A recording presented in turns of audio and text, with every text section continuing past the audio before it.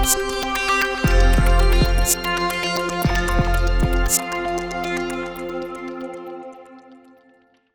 guys, it's Matthew Seville here, and I am in the Salton Sea. Actually, I'm not in the Salton Sea, thankfully, because it's disgusting.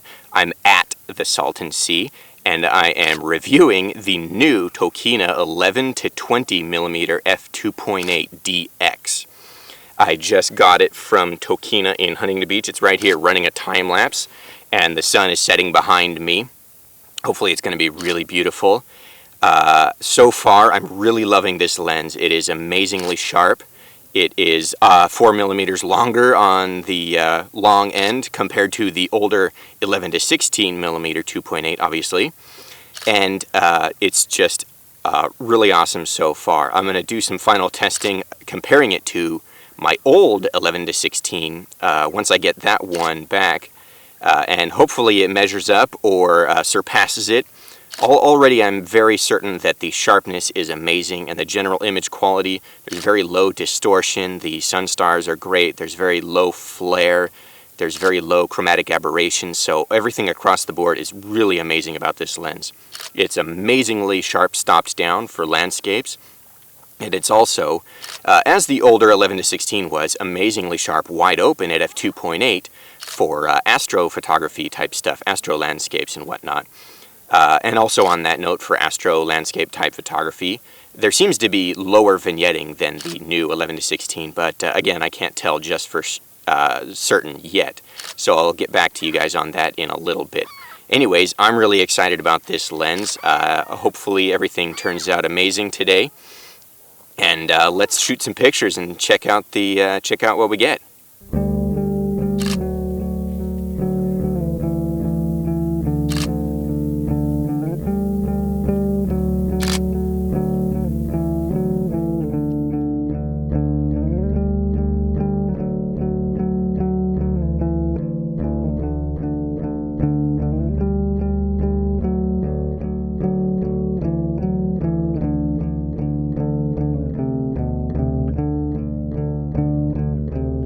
Well, alright, I think I have used my quota for the year on the word amazing, huh? We're going to have to find another way to describe the Tokina 11-20. Oh, this photo is the Nikon 24-120mm f4.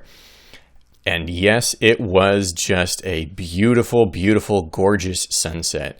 But let's go back to the 11-20 images here. This is just a frame from a time lapse. That's why I shot it wide open at f2.8. But I just thought this was the peak color of the sunset. I got a photographer friend of mine over here, and we were having a blast photographing this sunset. It was really beautiful. Oh, let me turn on the filters here, and I'm going to filter by lens. What do we got here? I want to only look at the 11-20mm images, of course. And let's go back to the keepers. And let's talk about let's get right into the pros and cons of the 11-20 Tokina. First of all, the pros. This thing is pretty darn awesome when it comes to handling flare and distortion. These photos here, I'm shooting wide, all the way wide, 12 millimeters. Let's see, these ones were tested out at 11. Look at that lack of flare. There's one little dot here, there's one little sparkle thingy there. That's about it. I've got a couple more test images here, and you can kind of see that, at an off angle, I get this this one flare down here gets a little bit more elongated. But that's pretty awesome to have just the one purple dot here and the one dot or streak there as far as flare goes when the sun is in the photo. Here's another flare photo with the sun in the frame. And the sun's hiding behind a cloud a little bit, so you can see just how the one flare thingy down there gets even more diminished. So yeah, check that off the list. Flare is very well controlled and just not really an issue with this lens at all. Let's go back to this photo here, and you can see the distortion. If I hit R to bring up the crop tool and then I just hover like this, you can see it's got a little bit of a bow. Or I'm going to hold down Command and drag a line across there so you can see it's not mustache distortion at all. It's a little teeny tiny bit of bowing, and that's correctable very easily manually. Or of course, there'll probably be a profile along from Adobe lickety split, and that's not really a problem. So yeah, check distortion off the list of problems that you might face with an ultra wide angle lens. This lens, the Tokina 11-20, does not have very much at all. I've got all kinds of photos here with straight lines that I really had a fun time shooting at the Salton Sea. You can see there's all sorts of weird stuff going on there. Never a dull moment. Indoor urbex type stuff. There's always some really weird and really gross stuff to explore. There's also some really beautiful landscapes. And I like visiting the Salton Sea, just if only for the purposes of compositional practice, just having fun with leading lines and symmetry and that kind of stuff. It's really fun to just go out there, especially with a wide angle lens, and just kind of play around. But all right, let's talk a little bit about the sharpness. How sharp is this lens stopped down? Well, let's zoom in. It is incredibly sharp. This is just right up to the corners. You can see there, look at that. It stays sharp all the way up to the corners. That corner might have been susceptible to depth of field issues. I don't know. So let's look at this corner. Yep, pretty darn sharp there. This one might, oh wow, look at that. The sharpness goes right up to the corner. So stopped down, you've just got amazing things going on with the sharpness here. That's for darn sure. This lens holds its own against any other full frame or crop sensor ultra wide lens. Here's something at f13 and you can see it's just pretty amazingly sharp all across the board. Oh crap, I used the word amazing again. Sorry guys. And oh, you know what? So that I can stop using the word amazing, let's talk about the cons. We got pros and cons here, right? So let's talk about the cons with this lens. And thankfully, all the cons that I have about this lens are more nitpicky. First, number one is, of course, the fact that they're using 82mm filter threads instead of 77mm. Nobody loves to make that jump from 77 to 82. But more and more lenses are doing it these days. There's two 24-70 lenses, or three 24-70 lenses now, if you count the new Tokina 24-70. There's the Tamron and the Canon. And there's a couple other ultra-wide lenses that have already been 82mm filter threads for a while now. So that one I'm not going to hold against Tokina that strongly, even though I really am not excited about having to buy a bunch of 82mm filters instead of the 77mm filter thread standard that I have been using so successfully for so many years now. Okay, so that's the first con. The second con has to do with the rear, the other side of the glass, the rear element. And this is actually the first time I've ever seen this on a Nikon lens, but most of you guys will know, if you've been using Nikon lenses for a very long time, most of you will notice that the Nikon lenses, they have, if the rear element protrudes too much, both Nikon brand and third-party lenses usually will have a little metal tab that hangs out or pushes out past everything glass to protect it in case you accidentally set the lens down, face down, without the rear cap on, which is obviously a really stupid thing to do, but it's just a little bit of extra protection. So, and Canon users, I think all across the board, don't have to worry about this at all, because the way their lens mount is designed, I've never seen any glass protrude out past the back of the lens element.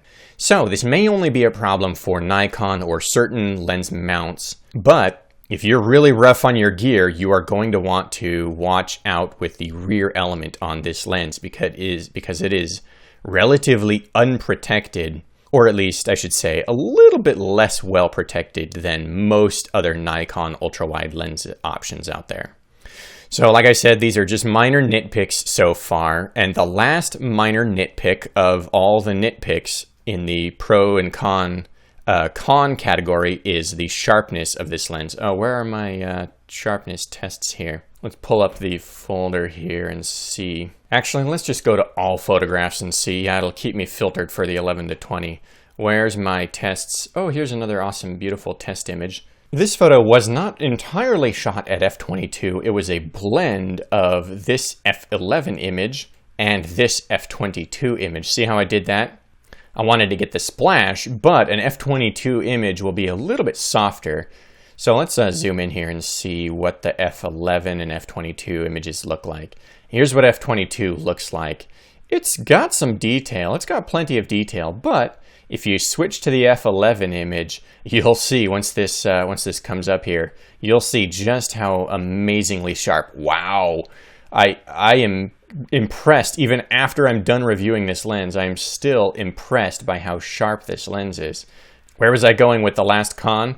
Oh, I was talking about the wide open sharpness, not the stopped down sharpness. Because if you shoot mostly stopped down, you could stop reading this review right now and just go buy this lens.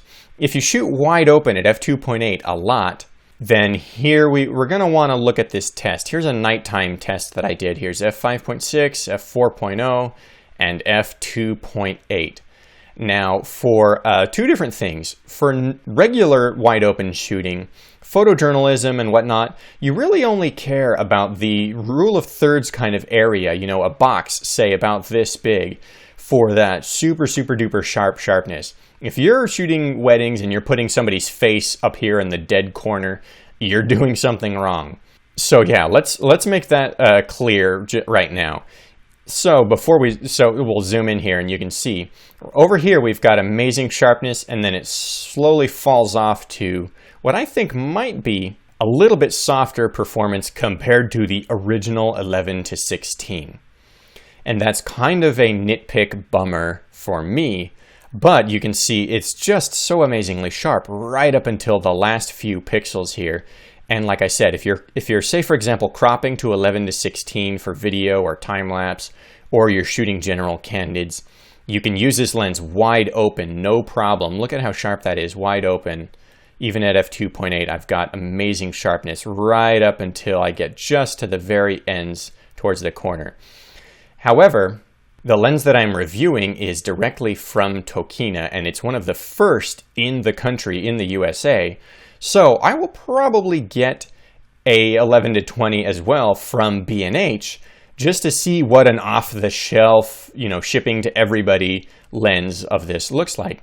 Maybe partly because I really want to test it on the new Canon Rebel sensor, because that's an exciting new ultra lightweight camera. And so we'll see. I'll post again. This much softness, and the way it goes from super duper sharp to rather soft, almost hints at the lens element possibly being just slightly decentered. So I'm not going to draw a final verdict on that just yet. Well, I will draw a final verdict. Even if it looks like this, you're doing well for anything along those lines, time lapse type stuff. The only thing that I would say is, let's go up here to the corner, and you can see the coma has got this little flary triangle thing going on. So from here, right, you know, it doesn't get bad. From right about here, I've got nice dots to my stars. No, not bad. There's a little bit of flaring or fringing or something, but I think that might have also had to do with the atmosphere. You can see these atmospheric high altitude clouds kind of stuff. It's causing this haze in this direction, and so it's getting a little fuzzy. Oh yeah, and you can also see what the worst case scenario situation looks like with flare. These lamps that I have around my apartment are what I use to test worst case scenario night photography, night landscape, architectural, you know, cityscape type photography. This is when you're getting to the really bad stuff on the flare category, and it's mighty impressive. I've only got the little thingy here, the little thingy here, maybe a faint arc here. And trust me, I've looked at so many ultra-wide lenses, and usually they have like a dot all the way across the image, and it's just terrible. Okay, I think we're pretty much wrapped up here. I've got no other pros and cons that I know of to talk about. We could look at f4 really quick and see down here in the corner between f2 and f4 and f5.6. By f5.6, the softness is really, let's wait for this to render. The softness is really only in the last couple pixels, and it's actually not even that bad. That looks like sharpness at f22. All the way right here, I've already got just incredible amounts of sharpness. Look at that. So suffice it to say that this lens is ready for a crop sensor of 24 megapixels or more if they decide to do something crazy and make a 30-something megapixel crop sensor in the future, which I don't even think I would buy, just because you're really hitting at the diffraction limits when you start cramming that many pixels into that small of a sensor. Oh, and speaking of sensor size, one more thing to note before we go is this is a this is a Nikon sensor, so I'm at a 1.5x crop. A Canon sensor, which is a 1.6x crop, would crop in on this just a little bit. So if you go back to the f4 image or the f2.8 image, where were we? You're probably not getting this much of a severe fall off.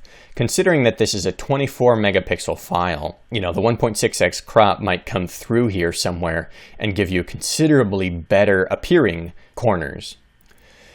So all right, there you have it, folks. Is there any other awesome photos that I want to show you? Oh yeah, look at the abstracts here.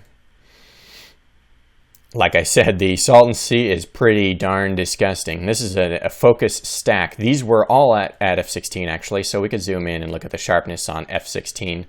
It is pretty darn sharp here. And then what I did was I did a focus stacking technique, and we'll link to that other video in the full article on slrlounge.com.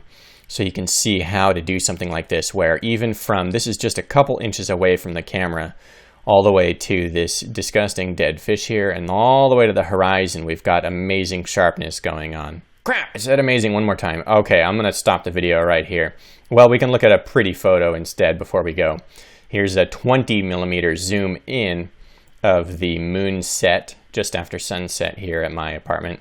And here is the 11mm version of that photo. Yay, a much prettier photo to end on instead of the Salton Sea photos. Okay, folks, thank you so much for tuning in. And if you have any questions about the lens, or if you want any input about what you might be using it for, please don't hesitate to leave a comment below or hit us up on the Facebook community for SLR Lounge. And I will see you all around. Take care, folks.